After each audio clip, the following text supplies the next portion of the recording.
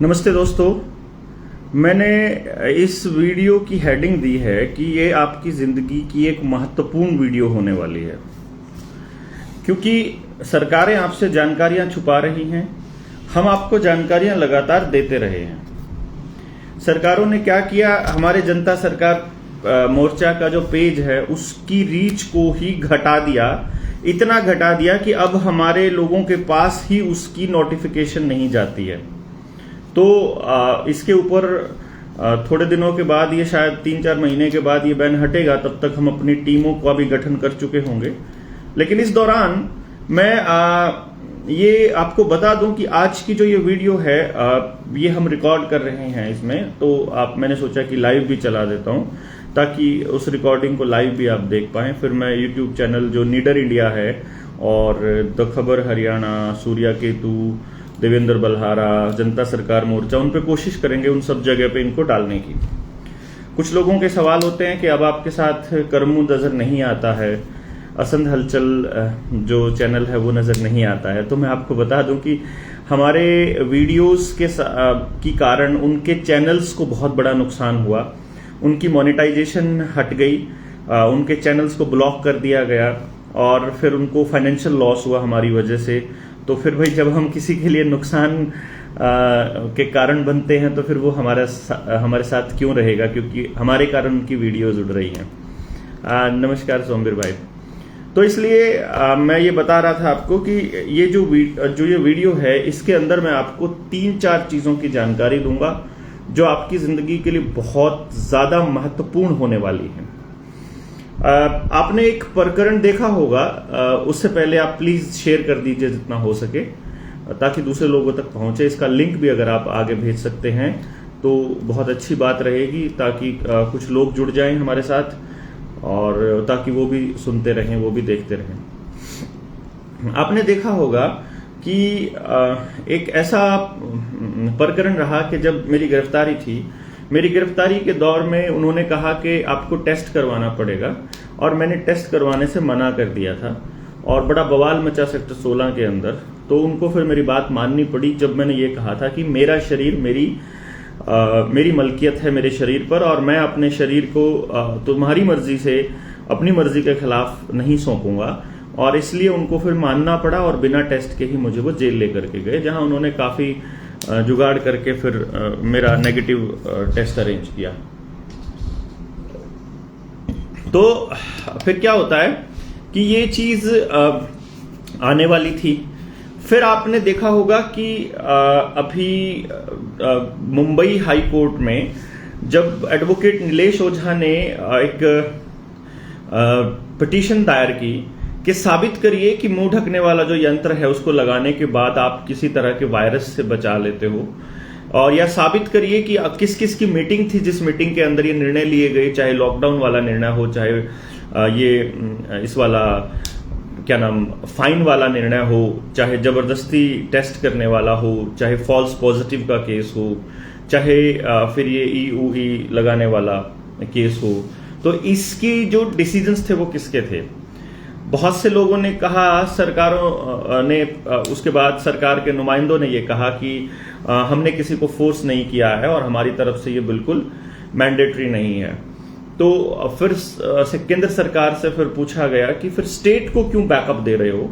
तो उन्होंने फिर एक लाइन में बैकअप दिया स्टेट के डिसीजंस को कि किसी भी आदमी को खुद की जिंदगी के साथ खेलने का हक है, लेकिन उसको दूसरों की जिंदगी के साथ खेलने का हक नहीं है। ऐसा कह करके हम इस स्टेट के इस डिसीजन को फेवर करते हैं कि इन्होंने जबरदस्ती अगर की हुई है कहीं पर सर्टिफिकेट दिखाने की। लेकिन फिर भी कुछ चीजों को ध्यान में रखते हुए जब कोर्ट ने जब सरकार से पूछा कि हमें वो सारी रिसर्च दिखाइए जिसके दम पर आपने आज तक के ये मैंडेट लागू किए हैं, तो यकीन मानिए स्टेट सरकार के पास कोई डिसीजन नहीं था। तो क्योंकि वो सीधे सीधे केंद्र सरकार के साथ टच में है, तो केंद्र सरकार ने पूरे देश के अंदर जो डिजास्टर मैनेजमेंट एक्ट था, डीएमए, उसको हटा लिया और सारी पाबंदियां हटा ली गई। लोगों को लगा, लोगों के मैसेजेस आए कि बलारा साहब मुबारक हो, आपकी जो मेहनत है वो रंग लाई और आपकी कोशिश रंग लाई, और दूसरे संगठन जिन्होंने मेहनत की थी उनकी कोशिश रंग लाई। और मैंने उनको कहा कि आपको अंदाजा नहीं है ये क्या करने वाले हैं। अभी कुछ भी जीत नहीं हुई है। अभी तो हम लोगों की ये लोग ताकत को ऑब्जर्व कर रहे हैं कि ये कौन लोग हैं जो बोलेंगे, किनको मैनेज किया जा सकता है, किनको डराया जा सकता है, किन लोगों को खरीदा जा सकता है और किन लोगों को लालच दिए जा सकते हैं भविष्य के। ये क्या क्या दांवपेच खेलेंगे, खड़े होकर के कौन लोग आएंगे, इनको फाइनेंशियल हेल्प कहां से मिलेगी, कौन पार्टी होगी, कैसे रहेगा, कोई पॉलिटिकल पार्टी इनकी मदद करेगी, या ये कोर्ट में कौन कौन सा वकील होगा इनकी तरफ से और वो क्या क्या दलीलें देगा। तो उन दलीलों को जहां भी कॉन्स्टिट्यूशनल राइट्स पे हमारे पे हमला होगा या जहां भी कोई भी गैर कानूनी बात होगी, उस गैर कानूनी बात का विरोध कैसे करेंगे ये लोग और दलील क्या देंगे। तो वो दलीलें इन्होंने इकट्ठी कर ली हैं आज तक, और अब ये लोग करने जा रहे हैं जो वो इतना भयंकर है कि हम लोग अपने हाथों से अपने बच्चों की जिंदगियों को नरक बनाने वाले हैं। हम अपनी आंखों से देखेंगे अपने बच्चों को तिल तिल कर मतलब अपनी आंखों के सामने गुलाम होते हुए देखेंगे, और ये इसी जन्म में होगा अगर हमने बोलना शुरू नहीं किया तो। क्यों होगा वो मैं आपको थोड़ा सा इसका कारण बता देता हूं। 3 चीजों के बारे में आज हम डिस्कस करेंगे, बल्कि 4 चीजें हो सकती हैं। एक तो जो बूटी के साइड इफेक्ट्स आए हैं इसके बारे में, एक तो क्रिमिनल प्रोसीजर आइडेंटिफिकेशन बिल जो 2022 का लेकर के आए हैं ये लोग, इसके बारे में आप इसको शेयर कर दीजिए प्लीज, जिनके पास भी भेज सके, नहीं तो देखने के बाद आप इसका लिंक जरूर शेयर कर देना। और बहुत बहुत मेहनत करी है आज। अभी मैंने ये आप देखेंगे अगर इसके ऊपर ये इतने सारे पेजेस हैं जिनके ऊपर मैंने काम किया है, जो डिटेल्स निकाली है कि पब्लिक के अंदर ये जो क्या क्या खेल चल रहा है। तो ये पेजेस हैं करीब ये हैं करीब 45 पेज हैं जिन पे आज काम किया है। तो कल रात, कल दिन और आज दिन में ये सब कुछ किया, जिसको निकाल करके, और उसके बाद यकीन मानिए एकदम साफ हो गया कि सरकारों की नीयत क्या है और वो भविष्य में क्या करने वाली है। और आपको मैं बताऊंगा, मैं कुछ चीजें नहीं यूज कर सकता, कुछ शब्दों का यूज नहीं कर सकता, जो वो लगती है आपके यहां पर उसका भी नाम नहीं ले सकता, जो आप यहां लगाते हैं उसका भी नहीं ले सकता। मैं ये भी नहीं कह सकता कि सरकारें आपको मारने के लिए तैयार हैं, तो मैं ये नहीं कहूंगा। सरकारें आपके फेवर में है, मैं ऐसा कह दूंगा। आप समझ जाइएगा सरकार आपसे क्या चाहती है और सरकार आपके लिए कैसा भविष्य देखती है, और आपको कैसी कैसी बातें सरकार कहेगी और आप फिर क्या कहेंगे। तो एक मैंने आपको बताया the criminal procedure identification bill 2022। दूसरी चीज जिसका मैं जिक्र करूंगा आज की बात में वो है पब्लिक हेल्थ बिल, जो पार्लियामेंट के जो मानसून वाले सत्र हैं उसमें अभी लाने वाली है सरकार, और बिल पेश किया जाने वाला है। और तीसरा है जो पेंडेमिक ट्रीटी है, जो WHO की पेंडेमिक ट्रीटी जो हर देश को साइन करने के लिए भेजी है, जितने भी यूनाइटेड नेशंस के देश हैं उन्होंने भेजी है।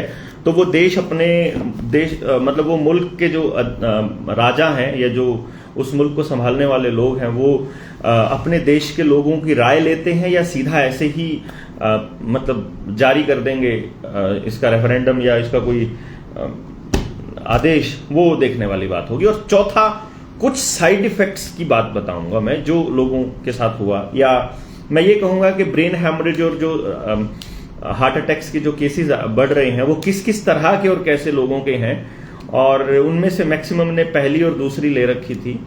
और बच्चों के केस में तो जैसे पहली के बाद ही हुए कुछ साइड इफेक्ट्स, और बड़ों के केस में सेकंड के बाद, और तीसरी के बाद तो ल्यूक मॉन्टेग्नियर बोल के ही गया कि अपना AIDS जो है वो चेक करवा लेना जिसने तीसरी ले ली है, क्योंकि उसके बाद पूरे चांसेस हैं, जिनके बाद फिर रहस्यमय तरीके से उनकी डेथ भी हो गई थी, जो RT-PCR के निर्माता है केली मोरिस की तरह।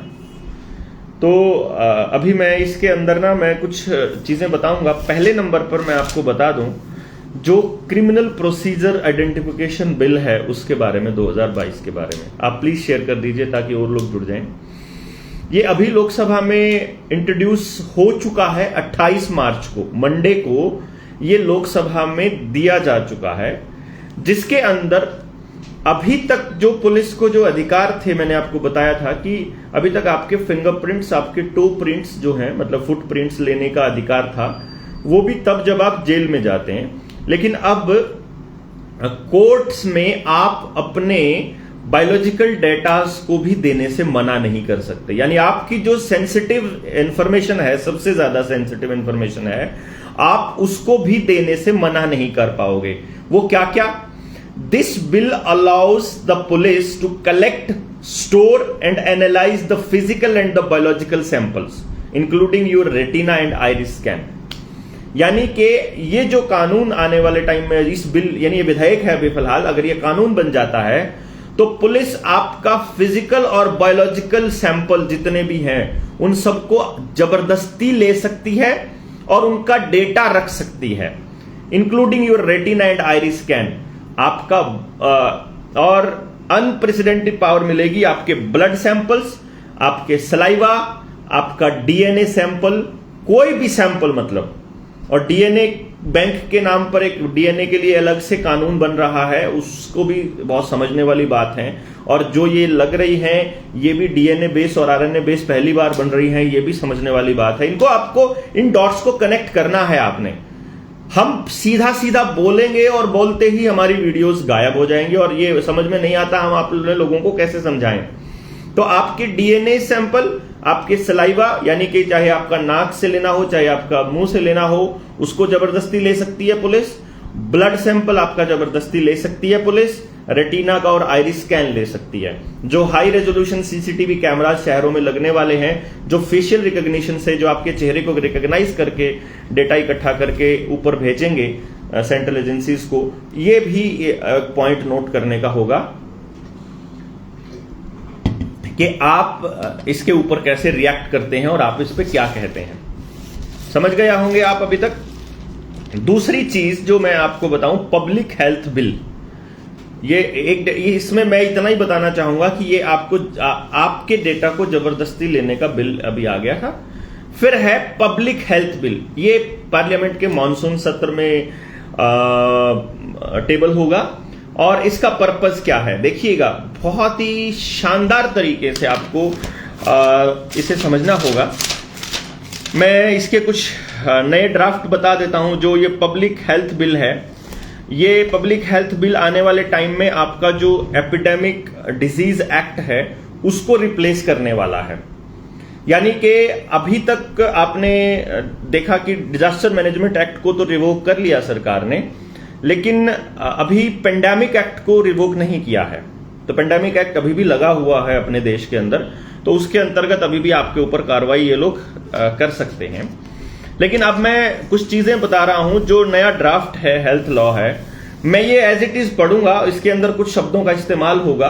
वो शब्द जो हैं वो इस वीडियो को हाईलाइट तो करेंगे, लेकिन उसका मतलब क्या निकलेगा वो लोग इसको डिलीट करेंगे कि नहीं, आई डोंट नो। लेकिन मैं कुछ शब्द हो सकता है काटूं।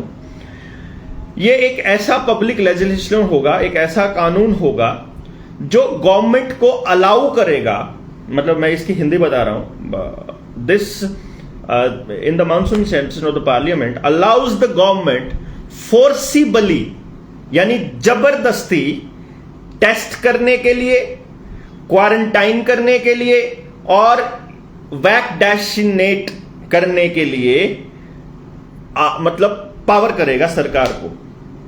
यानी ये कानून, ये बिल अगर कानून बन जाता है तो आपको जबरदस्ती टेस्ट किया जा सकेगा कानूनन। अभी कानूनन आपका अधिकार है कि आप मना कर सकते हो कि मेरा शरीर है, मैं नहीं टेस्ट कराता, जैसे मैंने अभी कुछ दिनों पहले ऐसा करके बड़ा बोला था मैं। तो अभी ये होने वाले टाइम में, क्योंकि कुछ वकील अपने साथी हैं, वो ये कहते हैं कि कानून से लड़ाई लड़ी जाएगी। अरे मैं ये कहता हूं ये कानून ही उस हिसाब से बना देंगे तो आप कैसे लड़ाई लड़ोगे भाई? तो आपको समझना पड़ेगा ना कि आप अपने बच्चों के लिए क्या चाहते हो और किस तरह का भविष्य देख रहे हो। तो अभी ये कानून जो आपका नया ड्राफ्ट जो हेल्थ लॉ है, जो मैंने अभी आपको बोला था पब्लिक हेल्थ बिल जिसको बोला था, तो ये कह रहे हैं कि ये जब लागू हो जाएगा तो सरकार को ये अधिकार होगा कि वो जबरदस्ती टेस्ट कर सकती है, जबरदस्ती क्वारंटाइन कर सकती है और जबरदस्ती आपको ये लगा सकती है।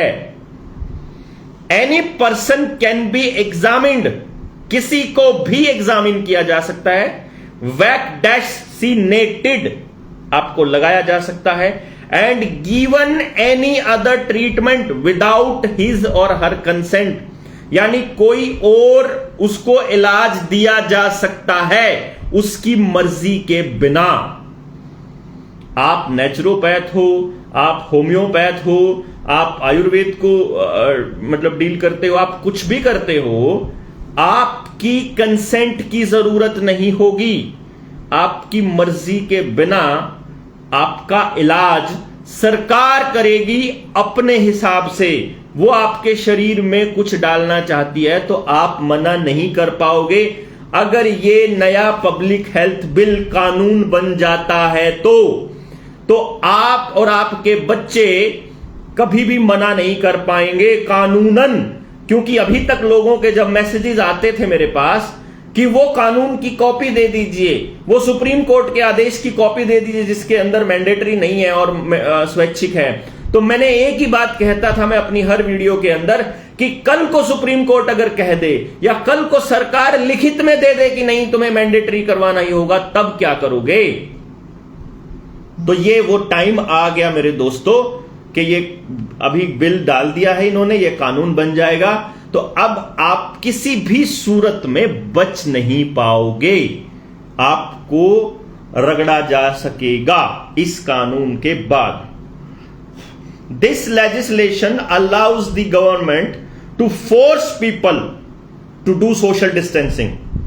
यह कानून सोशल डिस्टेंसिंग करने के लिए मजबूर कर सकता है, मतलब सरकार को पावर दे सकता है कि वो मजबूर कर दे लोगों को कि सोशल डिस्टेंसिंग करें। And to carry out the surprise inspections, अचानक से of the places they live and work in, आपके काम के स्थान पर, आपकी जहां नौकरी है या जहां आपका बिजनेस है वहां और आपके घर में सरप्राइज इंस्पेक्शन के लिए कोई भी घुस सकता है आपकी परमिशन के बिना।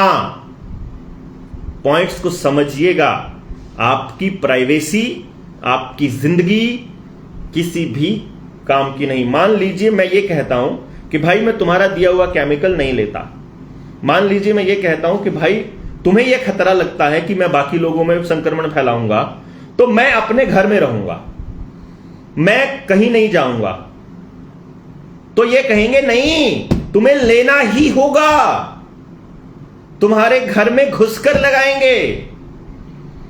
मैं कह दूं कि नहीं मुझे नहीं चाहिए, नहीं भाई, तुम्हारे घर और तुम्हारे काम की जगह पर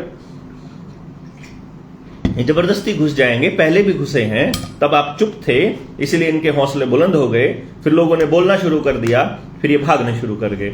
शेयर कर दीजिए प्लीज आप लोगों तक।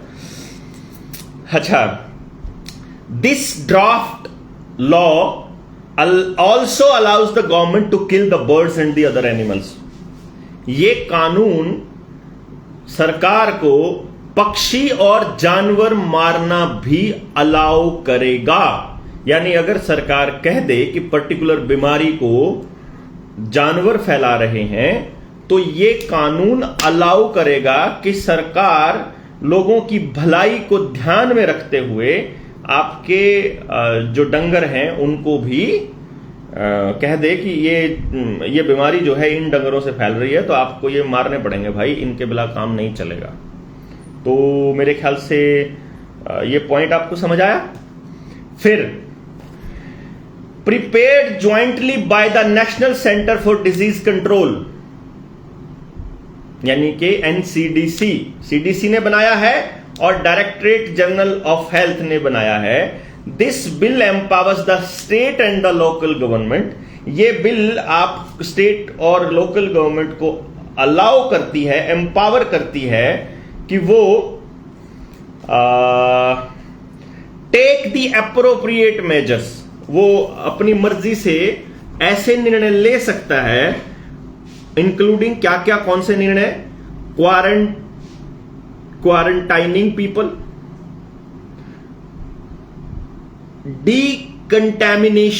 कंटेमिनेटिंग द स्पेसीज, यानी आपके घरों में छिड़काव करना है, किस चीज का करेंगे हमें नहीं पता, आइसोलेटिंग द इन्फेक्शियस एजेंट्स, यानी अगर वो कहते हैं कि भाई तू जो इन्फेक्शन फैला रहा है, देवेंद्र बल्हारा इन्फेक्शन फैला रहा है, तो इसको और आप तक जानकारी पहुंचेगी नहीं हमारी, हम क्या कर रहे हैं, कहां जा रहे हैं। और destroying the animals and birds and conduct the surprise inspection in the event of a public health emergency. Inspections भी, ऐसे इंस्पेक्शन भी मतलब कंडक्ट कर सकता है। ये सेक्शन 3 है इस कानून का जो आपको देता है, समझ गए आप। यानी कि आपकी जिंदगी के डिसीजंस आप नहीं ले पाएंगे। इसमें थोड़ा आगे पॉइंट और है, this bill empowers the government of a state और the union territory to conduct any medical examination. आपकी मर्जी के बिना आपका कोई भी मेडिकल एग्जामिनेशन करवाया जा सकता है, जो लेबोरेटरी एग्जामिनेशन भी हो सकता है। प्रोवाइड डैशिनेशन और the treatment of any disease, यानी कि आपको वो इलाज दिया जा सकता है किसी भी बीमारी का, to a person who is exposed, suffering और सस्पेक्टेड टू बी सफरिंग। यानी कि आप उस पर्टिकुलर बीमारी के लिए एक्सपोज हुए हो, उससे ग्रसित हो, यानी आपका टेस्ट जो है, जो कि फॉल्स पॉजिटिव आया है खूब, आप उसका टेस्ट में आप पॉजिटिव आ गए हो तो भी आपको मतलब ये ट्रीटमेंट दिया जा सकता है। आप एक्सपोज हुए हो, यानी बाय चांस हमने कहा कि भाई पानीपत के एरिया में बड़ा फैला हुआ है, पानीपत में मैं घूम के आया था, तो सरकार कहेगी तू पानीपत में गया था, अब तेरे को तो लेना पड़ेगा क्योंकि तू एक्सपोज हो गया है। मैं कहूंगा कि मैं नहीं भाई, कोई सिम्टम नहीं है, मुझे कोई दिक्कत नहीं है। नहीं लेना पड़ेगा क्योंकि ये कानून सही है, समझ गए।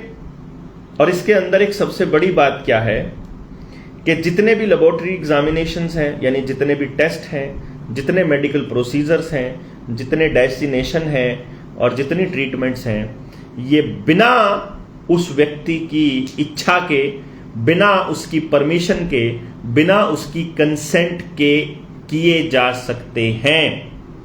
ये है सबसे बड़ा पंगा, यानी आपकी जिंदगी, आपके शरीर पर आपका अधिकार नहीं होगा अगर ये कानून एक्ट में आ जाता है तो अब आप समझदार हैं कि आप इसके लिए क्या निर्णय लेते हैं, आप इसके लिए क्या मतलब अच्छा समझते हैं कि बुरा समझते हैं।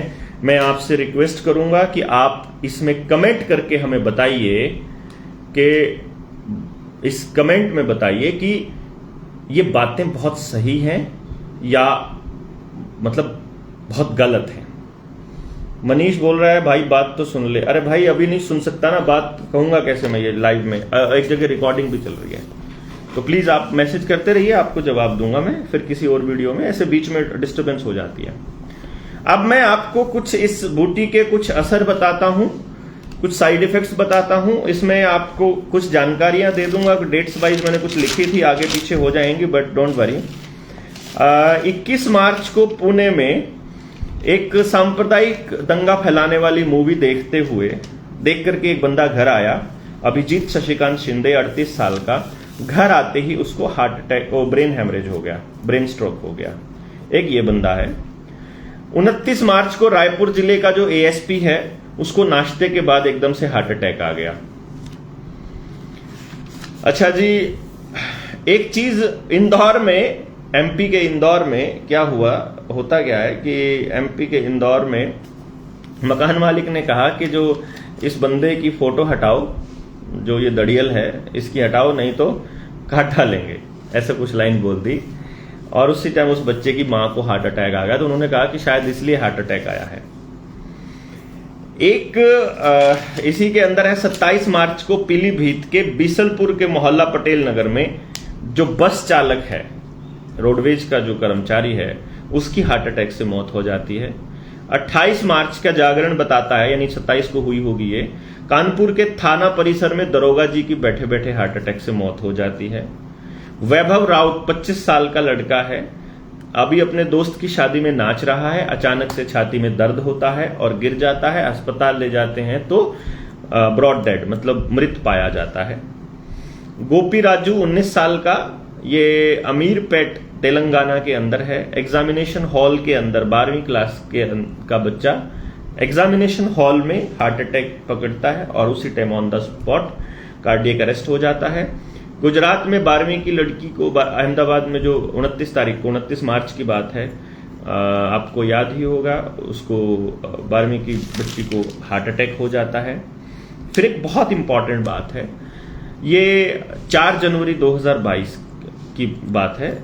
बच्ची को स्कूल में लगा, क्या लगा आपको समझ आ गई? आपको क्या लगा? तमिलनाडु के शॉलिंगपुर की बात है, ये रानीपेट की। तमिल सेल्वी की बेटी को, जो 17 साल की बेटी है, उसको लगा। घर आते ही बीमार पड़ गई। अगले दिन अस्पताल में दाखिल कराई। अस्पताल के अंदर दाखिल कराने के बाद इलाज के दौरान पता चला कि उसकी आंखों की रोशनी चली गई है। तब से लेके तमिल सेल्वी और उसका पति शॉलिंगुर, रानीपेट, वेल्लोर और चेन्नई, इन 4 जिलों में जाकर के अपनी बेटी के इलाज के लिए लाखों रुपया खर्च कर चुका है। सरकार की तरफ से कोई मदद नहीं मिली है। सरकार ये कह रही है, जब वो वहां जाती है क्रिश्चियन मेडिकल कॉलेज वेल्लोर में, सीएमसी वेल्लोर में, तो डॉक्टर टी जैकब जॉन बोलते हैं कि इस सीनेशन से जो है रोशनी नहीं गई है आंखों की। एक्चुअली ये जो रोशनी जाने के पीछे किसी रोग के जो लक्षण है वो जागृत हो गए होंगे। यहां पर वो कहते हैं कि भाई इससे कोई नहीं हुआ, इससे कुछ नहीं हुआ, ये तो पुराना किसी रोग के लक्षण जागृत हो गए होंगे। अब आपको ये बता देते हैं कि कपिल भाई ने इसकी जानकारी हमको दी, कपिल बजाज ने, कि जो ये डॉक्टर टी जैकब जॉन है, ये पीएचएफआई का गवर्निंग बोर्ड में भी रह चुका है, उसका मेंबर रह चुका है, पीएचएफआई के गवर्निंग बोर्ड का सदस्य रह चुका है, जो कि सीआईए, गेट्स, रॉकफेलर और वेलकम ट्रस्ट और वर्ल्ड इकोनॉमिक फोरम का पूरा गैंग है। और तमिल सेल्वी की जो बेटी बीमार है, जिसकी आंखों की रोशनी गई है, उसके स्कूल में पढ़ने वाली एक और लड़की को गुयन बेरी सिंड्रोम भी हुआ है, GUILLAIN बेरी सिंड्रोम भी हुआ है, जिसमें शरीर को लकवा मार जाता है। और जिस लड़की को लकवा मार गया है, उसके घर वाले उस पर 6 लाख रुपए अभी तक खर्च कर चुके हैं। ये हालात है इन खेलों की जो आपके साथ हो रहा है। और इसमें एक चीज और इंपॉर्टेंट बता दें, ये डिफेंडर की खबर है। द डिफेंडर एक बहुत जाना माना अखबार है अमेरिका का। उसने खबर दी है कि दिसंबर 2020 से लेकर 14 दिसंबर 2020 से लेकर 18 मार्च 2022 तक, यानी कि ये समझिए आप करीब ये हो गया 1.5 साल की बात होगी। 1.25 साल में टोटल 11,95,396 एडवर्स इवेंट रिपोर्ट हुए हैं। ये मैं अमेरिका की बात बता रहा हूं, सीडीसी की VAERS, जो इसके बाद के जो एडवर्स इवेंट रजिस्ट्रेशन रिपोर्ट होती है, ये उसकी ऑफिशियल रिपोर्ट है, जिसके अंदर ये बताया गया कि लगभग, यानी 11,95,300 कुछ का मतलब हो गया लगभग 12 लाख एडवर्स इवेंट रिपोर्ट हुए हैं, जिनमें से 26,059 डेथ हैं और 2,11,584 सीरियस इंजरीज हैं। और इसकी खबर है कि 5 से 17 साल के बच्चों में 664 रिपोर्ट्स जो हैं वो मायोकार्डिटिस की हैं। अब आप इसका मतलब आप समझ सकते हैं कि इसका मतलब क्या हो सकता है। आपके बच्चों को मतलब इसका कितना फायदा है और कितना नुकसान है, ये आप समझ सकते हैं। आप ये बता रहे थे जो 664 रिपोर्ट्स मायोकार्डिटिस की है। मायोकार्डिटिस क्या होता है? ये एक बहुत ही रेयर कंडीशन होती है जिसमें हार्ट मसल जो है वो मोटी हो जाती है और जलन होने लग जाती है और बहुत कमजोर हो जाती है। वायरल इन्फेक्शन, बैक्टीरिया वगैरह, मतलब इनकी वजह से भी हो जाता है। और क्यों हो रहा है ये तो आपको पता ही है, मुझे लगता है, मुझे बताने की जरूरत नहीं है। तो ये एक पॉइंट था। और अब जो चौथा पॉइंट जो मैं डिस्कस करने वाला था, जिसके लिए मैंने ये शुरुआत की थी, लेकिन वो 35 पेज का डॉक्यूमेंट है जो पूरी की पूरी इंटरनेशनल जो WHO ने पेंडेमिक ट्रीटी दी है, इसके ऊपर डॉक्टर जोसेफ मर्कोले का एक एनालिसिस है कि इससे क्या होगा।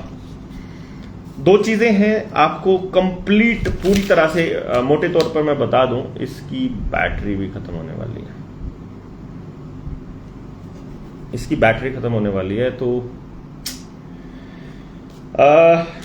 लेकिन मोटे मोटे तौर पे मैं बता दूं, जो ये ग्लोबलिस्ट कबाल है, मतलब षड्यंत्र जो चुपचाप से ये WHO को आगे करके अपना खेल खेल रहा है।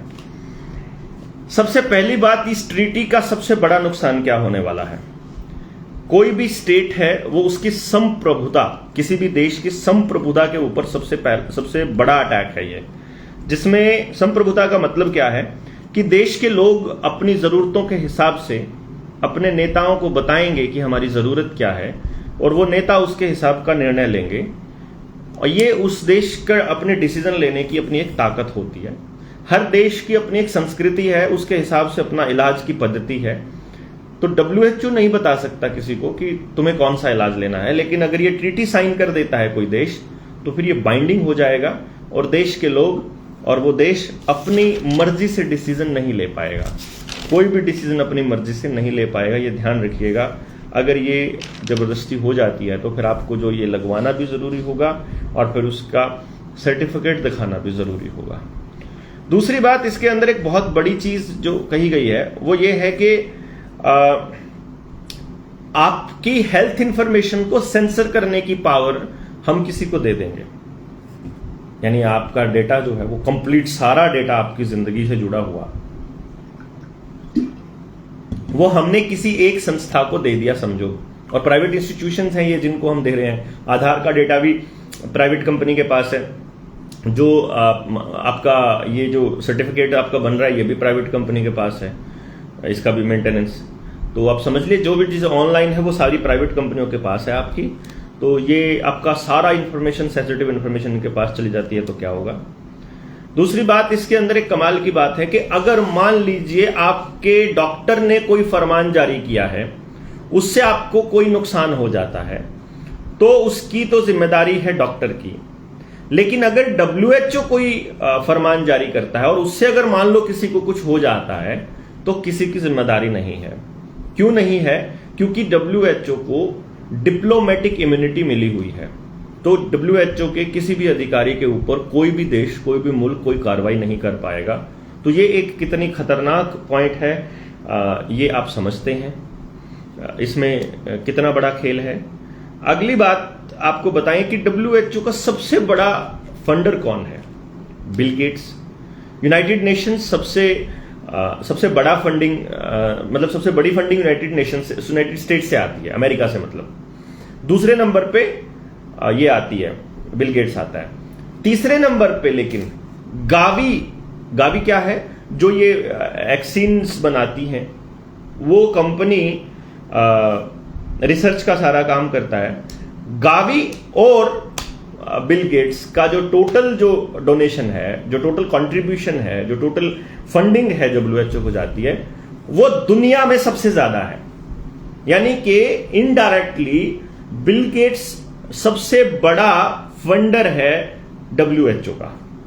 रॉकफेलर फाउंडेशन भी है, और रॉकफेलर फाउंडेशन तो ड्रग्स माफिया है पूरी तरह से, इसको तो सबको मालूम ही है। तो एक ये बहुत बड़ी चीज है। इवेंट 201 के बारे में आपने पढ़ा होगा, उसकी फंडिंग भी बिल गेट्स ने ही की थी।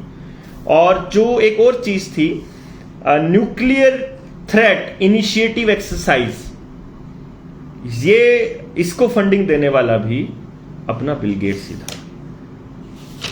तो मैंने बहुत डिटेल में मैं इसकी गया था, 35 पेज की हमने ये डिटेल एक डॉक्यूमेंट तैयार किया था, और इसके ऊपर ट्रेनिंग के दौरान तो डिस्कशन किया जा सकता है, और वीडियो के माध्यम से हम बताएंगे तो सारा कुछ उड़ जाएगा, इसमें तो बता ही नहीं सकते हैं। इसमें द पल्स जो चैनल है उसके जो मार्टिनो ने लिया था, शबनम पालेस मोहम्मद, जो वर्ल्ड काउंसिल फॉर हेल्थ की स्टीयरिंग कमेटी की मेंबर है, उनका इंटरव्यू लिया। और जब उन्होंने बताया कि ये जो ट्रीटी है ये क्या है, सबसे पहले उन्होंने बताया कि ये ट्रीटी सबसे पहली बात तो इनवैलिड और अनलॉफुल है। मैं मोटे मोटे तौर पे बता देता हूं। वर्ल्ड काउंसिल फॉर हेल्थ में जो मेंबर, स्टीयरिंग कमेटी में जो मेंबर थी, उन्होंने ये बताया।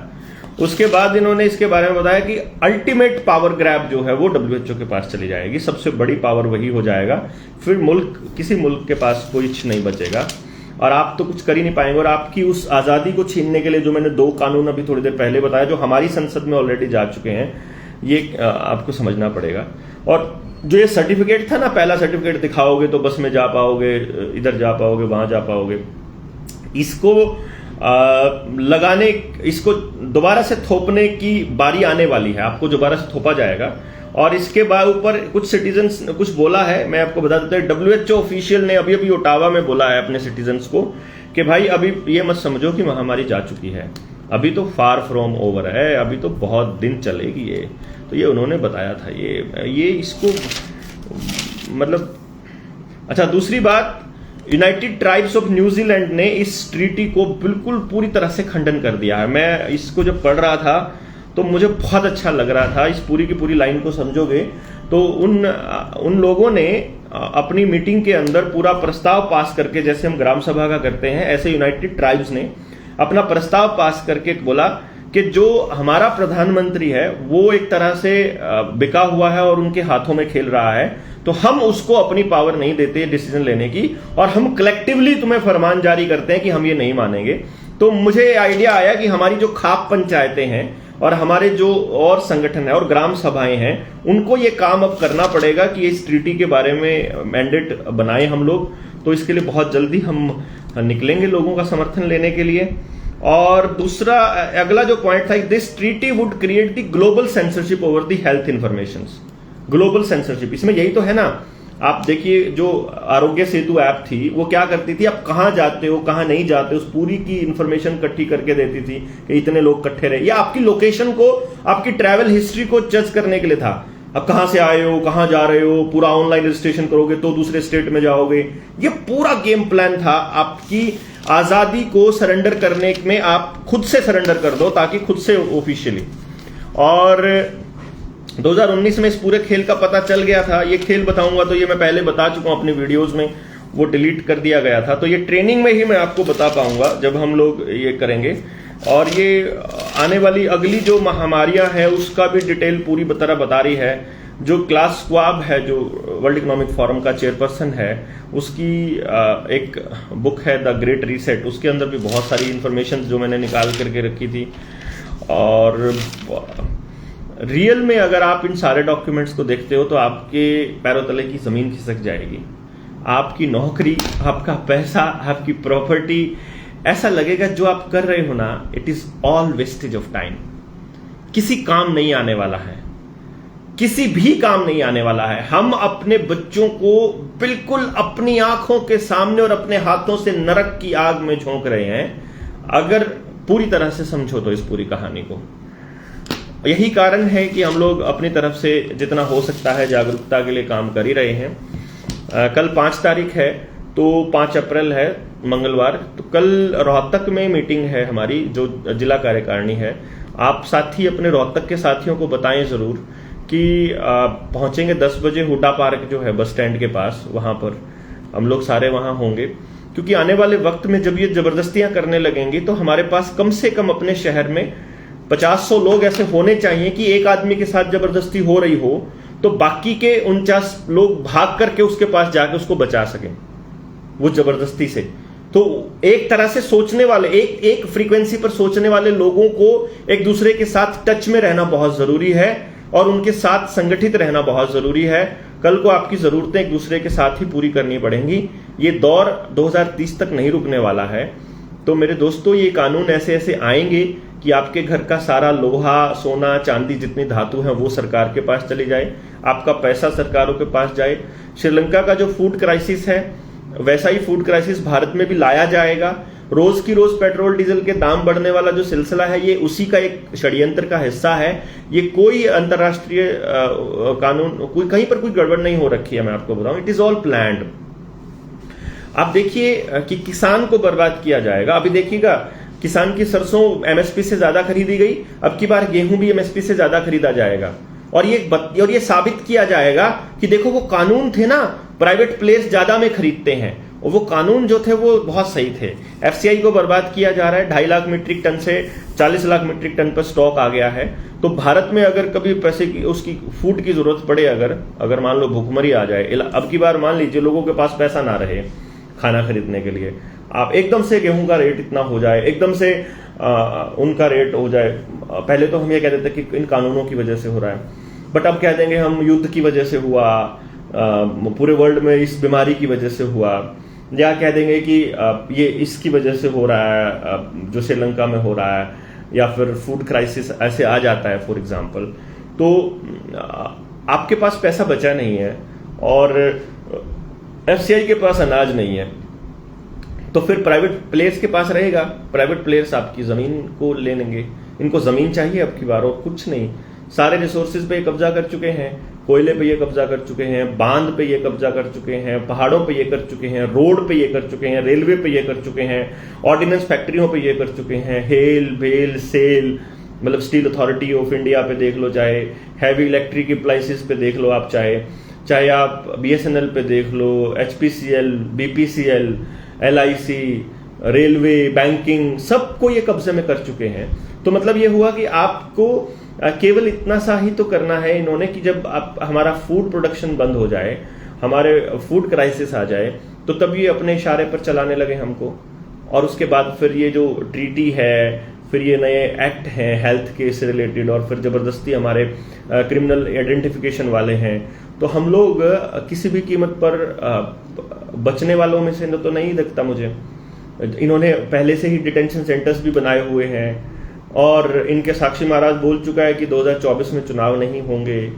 और अभी अभी एक डिक्लेयर किया है, उसने कहाँ का था वो मैं अभी लिख रहा था उसको, क्योंकि हंगरी में जो विक्टर ऑर्बन है उसने बोल दिया कि ये महामारी का दौर है, इससे निपटना तो पड़ेगा ही और ये लंबी चलेगी, इसलिए जब तक मैं जीऊंगा मैं प्रधानमंत्री होऊंगा।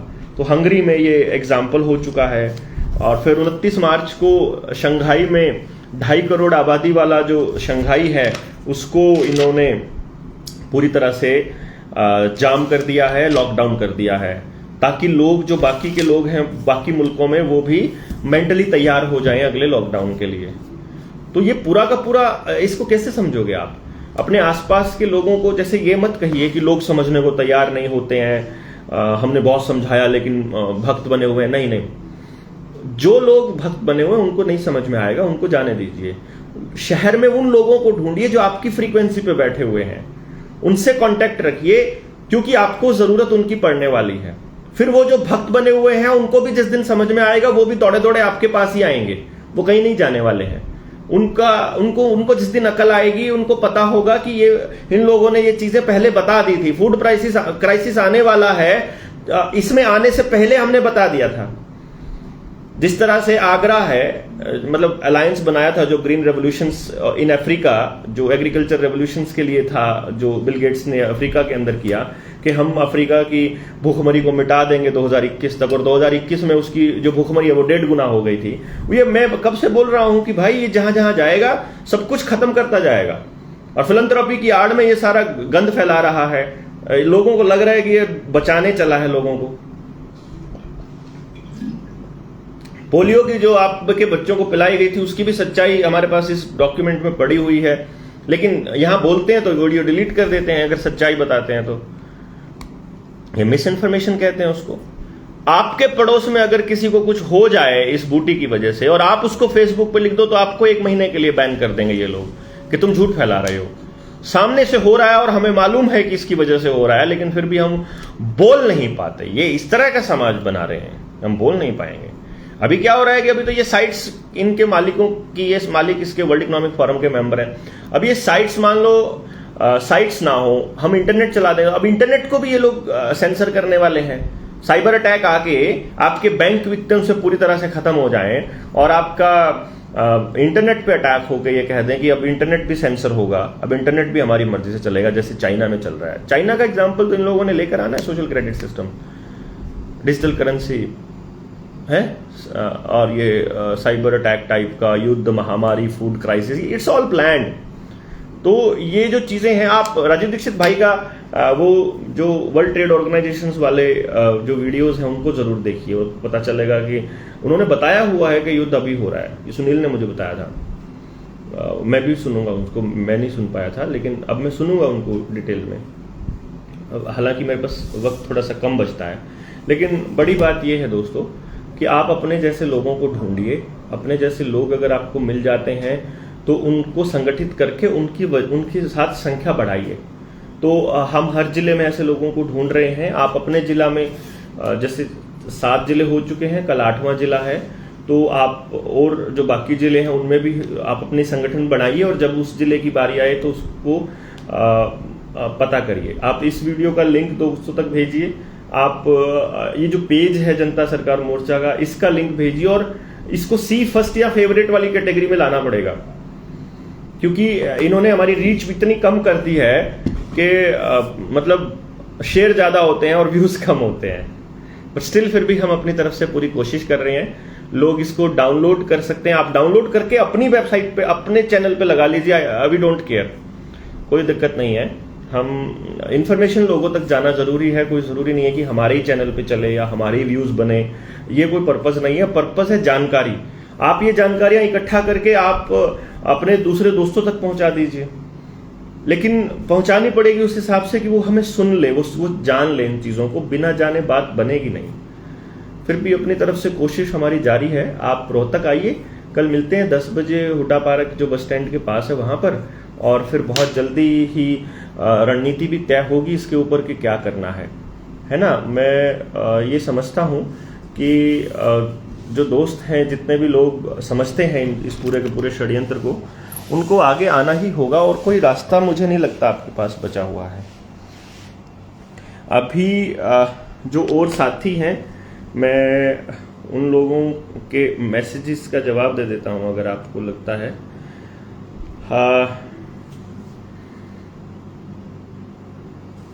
अपना ध्यान रखिए। अरे भाई ध्यान जो कुछ नहीं है अब तो दोस्त, ये तो खेल जो है ये इतना बड़े लेवल पे जा चुका है कि अब इज्जत बेइज्जती जान की फिक्र कुछ नहीं, क्योंकि आपको सड़ना ही है। ये लोग नहीं छोड़ने वाले हैं आपको। अगर आप अकेले रहे और चुप रहे तो, आप नौकरी करते हो, आपके पास ढेर सारा पैसा है, प्रॉपर्टी आपने बना ली है, तो भी वो किसी काम नहीं आएगी। रगड़ने वाले हैं ये लोग ना, छोड़ेंगे नहीं किसी भी कीमत पर। इन्होंने पूरा इंतजाम करके रखा हुआ है हम जैसे लोगों का, आप जैसे लोगों का। और जो अपने आप को बड़े 30 मार खां समझते हैं, वो भी मतलब जान लें, छोड़ेंगे नहीं है। सर ये डॉक्यूमेंट शेयर कर दो, हो सकता है। मैं बताऊं क्या लिखा है। शेयर कर दें हो सके तो। कैसे शेयर करें भाई, बहुत सारे हैं, मैं व्हाट्सएप पे शेयर नहीं कर सकता। हाँ, चैनल पे कर दूंगा मैं, अपने जो यूट्यूब चैनल है उसका, सॉरी ये टेलीग्राम वाला चैनल है, DRDEV7 करके है, @DRDEV7, उस चैनल पे मैं शेयर कर दूंगा। और अभी जो है आपकी तरफ से जो, एक सेकेंड आप होल्ड करिएगा। इंदौर में 99% डैश हैं, पूरे भक्त सबसे ज्यादा ब्रेन वॉश लोग हैं। 10,000 में से एक भी नहीं मिलेगा तो समझे खेल। नहीं, ऐसा नहीं है। आप घर में बैठे बैठे आंकड़े तैयार मत कीजिए। आप वी आर नन टू जज, ठीक है ना। बहुत सारे लोगों ने सर्टिफिकेट बनवाए थे, क्योंकि महाराष्ट्र में बहुत सारी जबरदस्ती चली थी, लेकिन समझ में तो सबको आया ही हुआ है ना। इंस्टाग्राम पे तो मेरे ख्याल से है DK Bhalhara _007, और जो राहुल भाई जो ये है अपनी टेलीग्राम, उस पर DRDEV7, ये है मेरा टेलीग्राम का चैनल है जो, और टेलीग्राम की आईडी है डॉक्टर देवेंद्र बल्हारा, बिना किसी स्पेस के, DRDEVENDER देवेंद्र बल्हारा BL। लेकिन वो कोई मानने को तैयार नहीं। सुरेश भाई, कोई का हम कैसे कह दें यार। हम बोले आप मान रहे हो, तो कोई, हम ये कैसे कह सकते हैं कि कोई नहीं मानता। इस स्टेटमेंट को बदलिए। सिर्फ वो लोग नहीं मानते जो सरकारों को अपने आका मानते हैं। जिनमें थोड़ी सी भी समझ और कॉमन सेंस है वो मानते हैं। सबको एक लाइन में मत लपेटिए प्लीज। वर्ल्ड गवर्नमेंट समिट हुई है दुबई में, हाँ बिल्कुल। जिस टाइम पे ये इसमें लगाए थे ना कश्मीर वाले, ये कश्मीर फाइल वाले मुद्दे पे जब देश घूम रहा था, उस टाइम पे वहां वर्ल्ड गवर्नमेंट समिट हो चुकी है।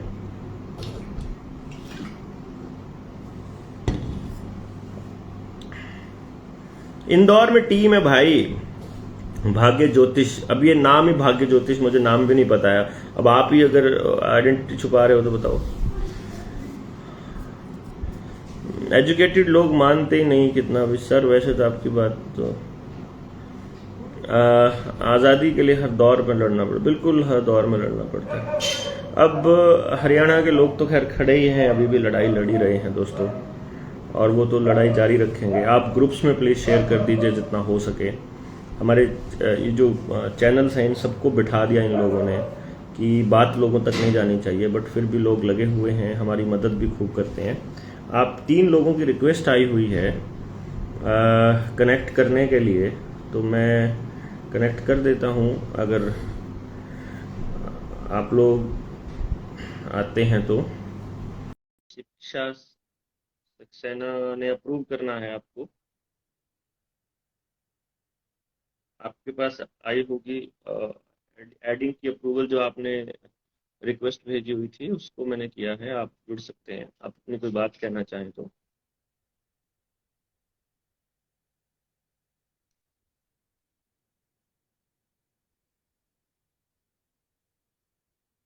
भाई डॉक्यूमेंट से ऊपर जा चुकी है लड़ाई दोस्तों, मैं ये पहले ही बोल चुका हूँ आपको।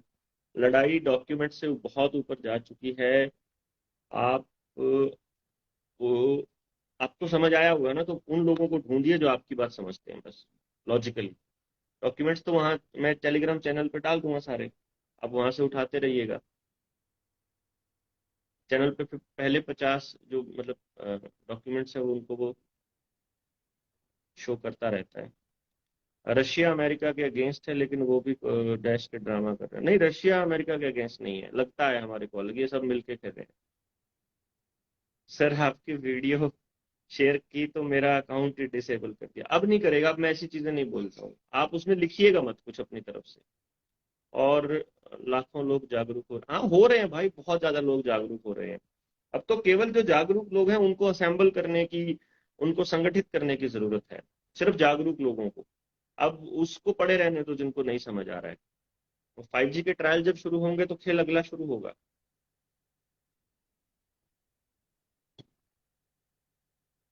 गुजरात वाले डर रहे हैं, नहीं डरेंगे नहीं, बहाने से ही सही। अब न्यू वर्ल्ड ऑर्डर का नया गुलाम है अरविंद केजरीवाल, तो इसके चक्कर में ही सही अभी हरियाणा में भी कुछ गुलाम प्रवृत्ति के लोग इसके पीछे पीछे भाग रहे हैं। अरे किसी टाइम पे हमने बहुत सपोर्ट किया इस बंदे को, लेकिन इसने तो 2000 के चालान लगा के साबित कर दिया कि ये उस खिलाड़ी, ये खेल है।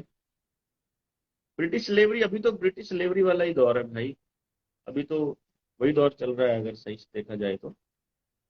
अभी कोई चांस नहीं है बचने का। आप खरीद उनका रहे हो, खा उनका रहे हो, उनका दिया हुआ पहन रहे हो, उनके तरीके से चल रहे हो, तो सब कुछ हम उन्हीं को दे रहे हैं, हमारा पैसा सारा उनके पास जा रहा है। तो पॉसिबल ही नहीं है कि हम उनसे बाहर अभी तक गए ही नहीं है। सब कुछ वही हो रहा है जो वो चाहते हैं।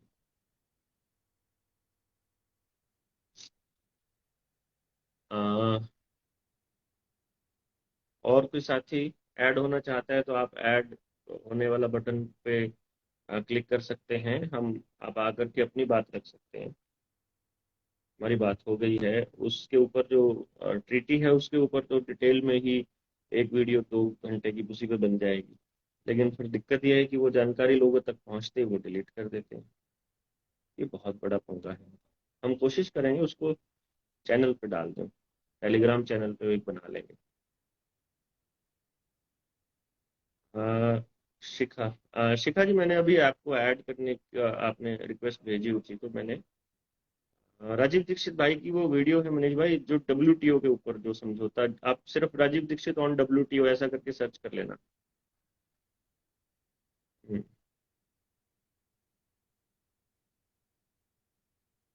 ओम प्रकाश भाई, दोस्तों के साथ ट्रेनिंग, हाँ ट्रेनिंग का प्रोग्राम अभी जो लॉन्च होगा तो मैं आपको जागरूक, यही इसीलिए उसको सी फर्स्ट कर लो आप, मैं बता दूंगा आपको कि जब सारे दोस्तों को आना होगा मैं बता दूंगा।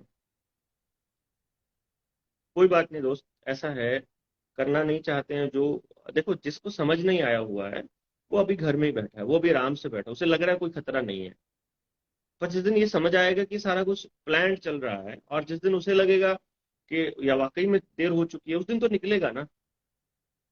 दास रवि बोल रहे हैं, आप मुझे कॉल कर सकते हैं क्या? भाई कॉल वाला बहुत प्रॉब्लम है, एक तो रेडिएशन कान के बिल्कुल पास लाने से सिर में दर्द होना शुरू हो जाता है, और दूसरा वॉइस मैसेज रिकॉर्ड करके भेज दिया करो यार, जो भी बात कहना चाहते हो, तो जो भी बात आप कहोगे मैं सुन लूंगा आराम से।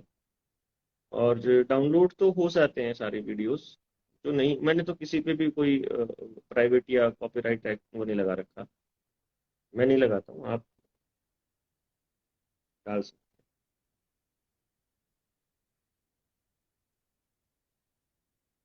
तो बहुत अच्छा लगा दोस्तों आज बात करके आपसे, ताकि अपनी जानकारी तो हमने शेयर कर ही ली।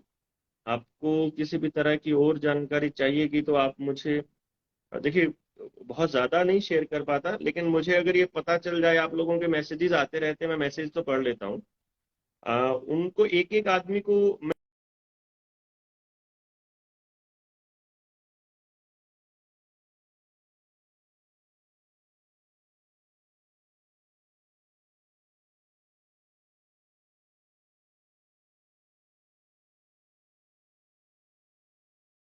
तो इसलिए क्या है कि जब बैन होने से बचने के लिए मुझे ये करना पड़ता है, तो आप लोग अपने बातें भेजते रहिए मुझे, मैं अगर रिप्लाई नहीं करूं तो उसका मतलब ये नहीं है कि मैंने देखा नहीं है। सुनील दैया कि लॉकडाउन होगा, बिल्कुल होगा भाई, लॉकडाउन के लिए तो तैयारी चल रही है, ये जो ट्रीट जो मैंने अभी इस वीडियो में जो बताया है, वो लॉकडाउन की तैयारी ही बताई है, कि ये लोग तैयारी कर रहे हैं कि अगर अगला लॉकडाउन हो और आप लोगों को सच्चाई पता चल जाए, और सच्चाई पता चलने के बाद आप लोग विरोध करने लगो, तो क्या करना है, तो इन लोगों को रगड़ना कैसे है, उसी की तो तैयारी कर रही है सरकार, आप लोगों को अगली बार रगड़ने के लिए ही तैयारी कर रही है।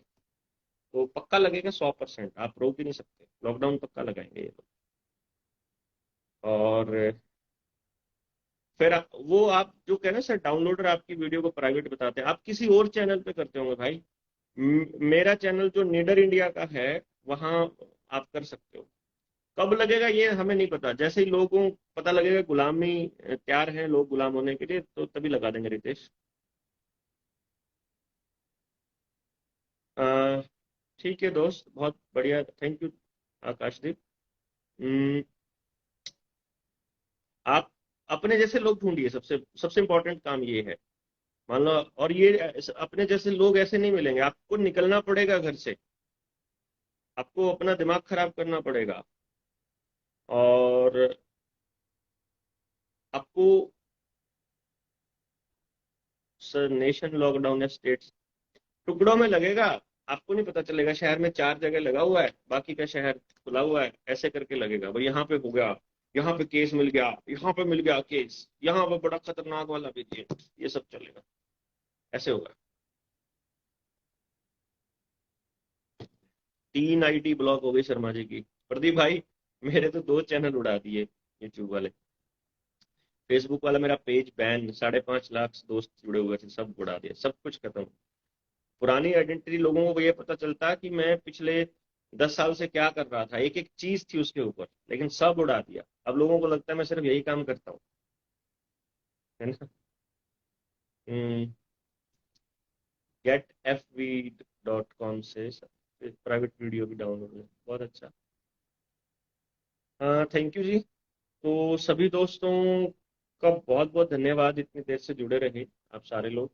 आप इसका लिंक भेजिए, दूसरे लोगों को समझाइए, और सबको बताइए, जानकारी ही बचाव है बस, बोलना ही इलाज है, आपको बोलना ही होगा, आपको बोलना ही होगा, आपके पास कोई ऑप्शन ही नहीं है। अभी आप चुप हैं, कोई बात नहीं, आप आखिर में देखिएगा, आपको सड़क पर ही आना पड़ेगा, कोई रास्ता नहीं है।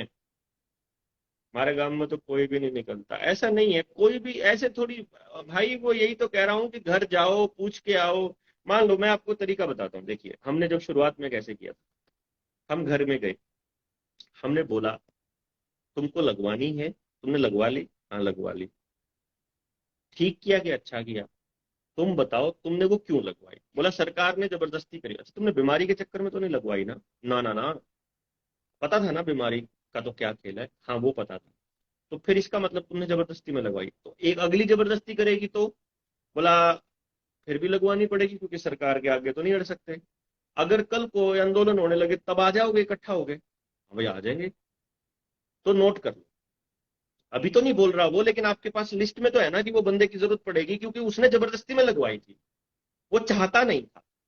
तो जिस आदमी ने जबरदस्ती लगवाई थी और उसके शरीर में कोई डिफेक्ट हो रखा है और उसको अपना अब इलाज मतलब खुद करवाना पड़ रहा है, वो आदमी आप दूसरे लोगों को और अपने बच्चों को बचाने के लिए कुछ भी करेगा दोस्त।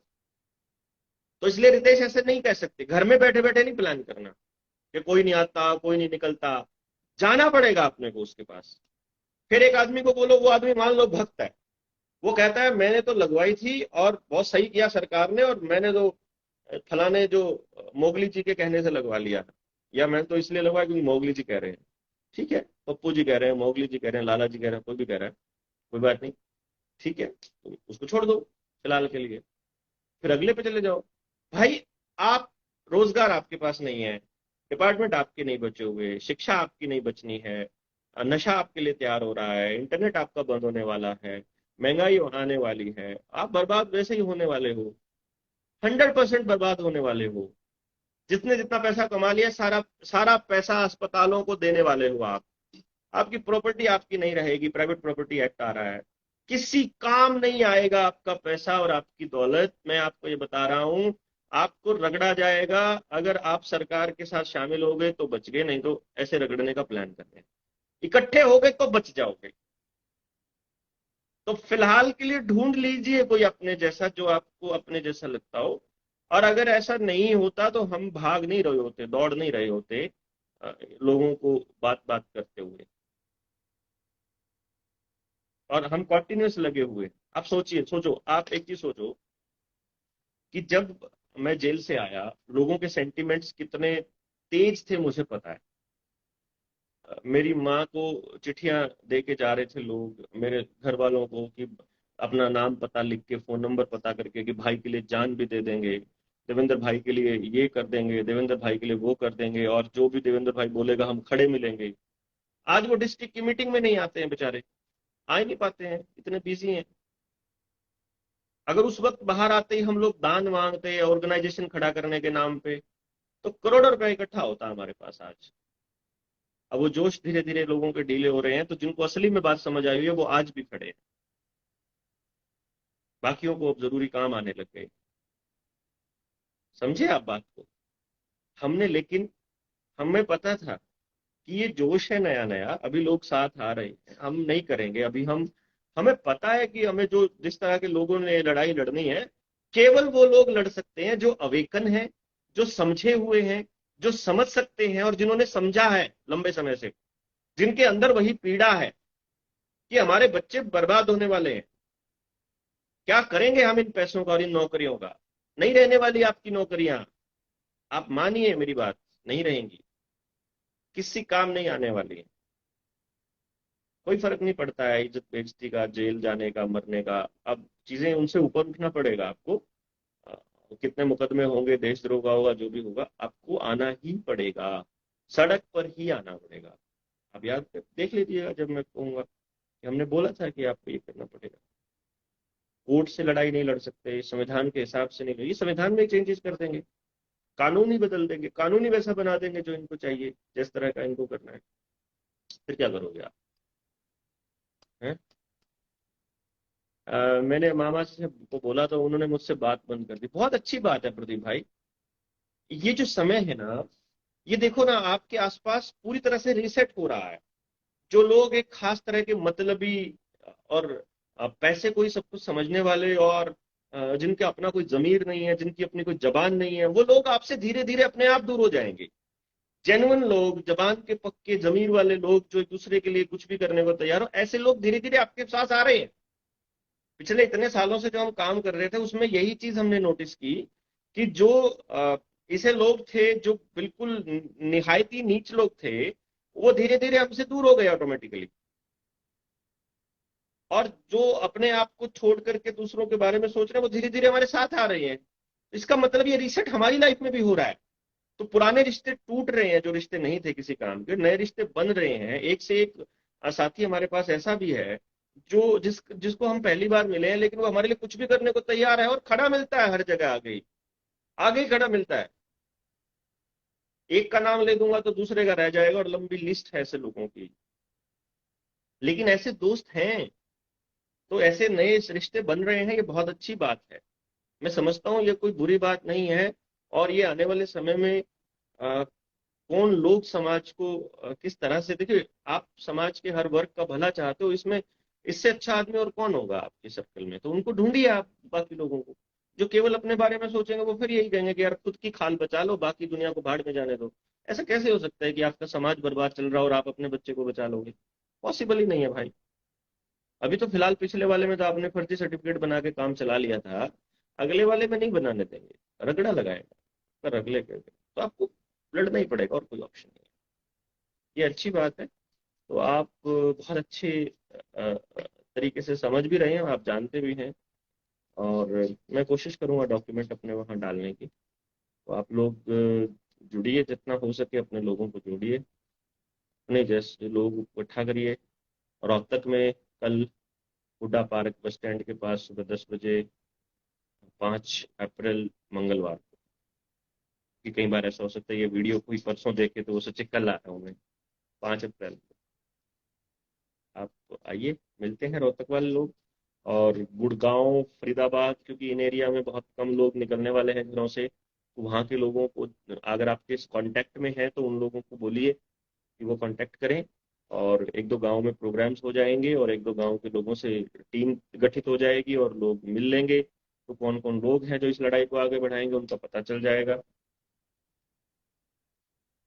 एक दूसरे के साथ खड़े रह सकें, ऐसा विचार है कि हम अपने लोगों के लिए तो कम से कम लड़ें, उन लोगों के लिए लड़ें जो समाज का कुछ बेहतर, कुछ भला चाहते हैं। और इन्हीं सब बातों के साथ आज की वार्ता को यहीं खत्म करते हैं। बहुत बहुत धन्यवाद। निडर इंडिया वाले चैनल पे मैं वीडियो डालूंगा, प्लीज उस वीडियो का लिंक भेजिएगा जो मैंने अभी रिकॉर्ड की थी। और ये जनता सरकार मोर्चा का पेज है, इसको प्लीज आपको आप ही को प्रमोट करना पड़ेगा। हमारे पास ना फंड्स हैं इसको बूस्ट देने के, ना हमारे पास लोग हैं जिनको हम कह सकें शेयर करने का। तो आपको ही करना पड़ेगा please. Thank you very much.